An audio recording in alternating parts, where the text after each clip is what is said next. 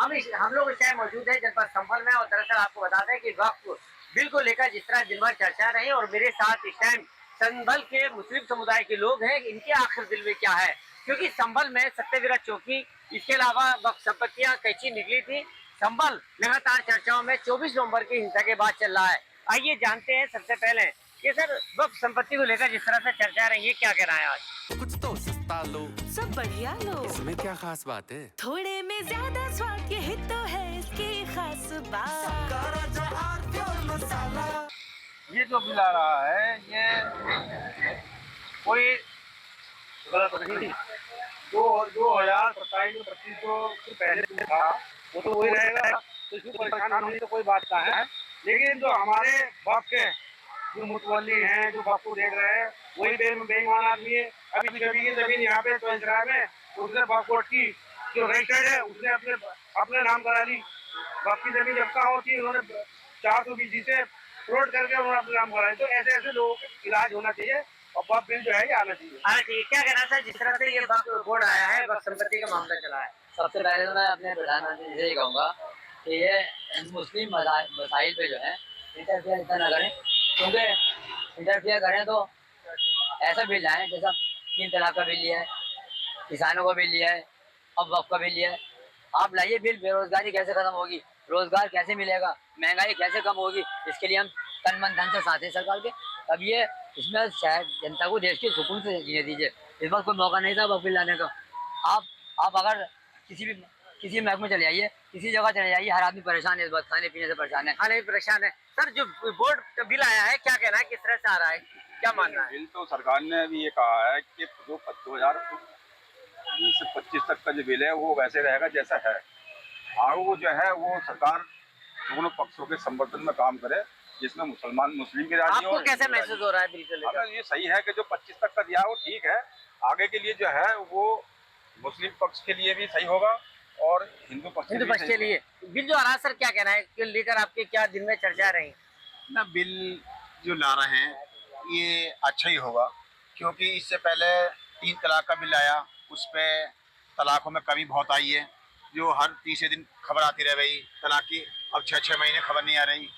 370 है, उससे रोजगार बढ़ा कश्मीर में, मुसलमानों को ही बढ़ा, हिंदुओं को ही बढ़ा। तो जैसे मैं अपने घर का परिवार का बड़ा हूँ, तो मैं अपने परिवार के लिए सोचता हूँ ऐसे प्रधानमंत्री 1 करोड़ 40 लाख करोड़ हिंदू मुसलमानों सबके प्रधानमंत्री हैं, वो भी अपने परिवार को, सबको, हिंदू मुसलमानों को, सिख ईसाइयों को सब एक सही समझते हैं।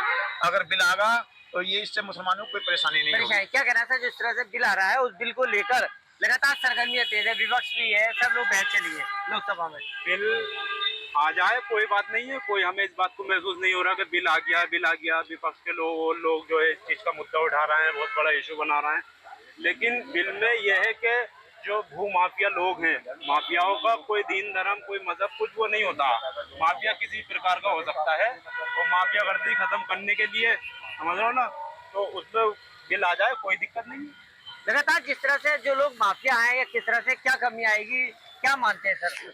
भू माफिया मैं कुछ नहीं मानता, मैं ये मानता हूँ कि वक्फ बिल नहीं आना चाहिए। हमारे मुस्लिम मसाइल में इंटरफेयर नहीं करना चाहिए। इंटरफेयर करें तो महंगाई पे, बेरोजगारी पे और शहर की तरक्की पे, हिंदू मुस्लिम सिख ईसाई के भाईचारे पे करें। क्या कहना है जिस तरह जरूरत थी बिल की और लगातार संभल का जैसा माहौल था और देश का कानून तो जो हमारा है संविधान से चलता है। हमारा यहाँ पे जो हमारा हुजूर सल्लल्लाहु अलैहि वसल्लम ने भी कहा है कि जो आपका देश का संविधान कहता है उस पे चले, ना कि किसी उस पे चले। तो हम अपने देश के संविधान पे चले, जो सरकार ला रही को सोच समझ के ला रही होगी।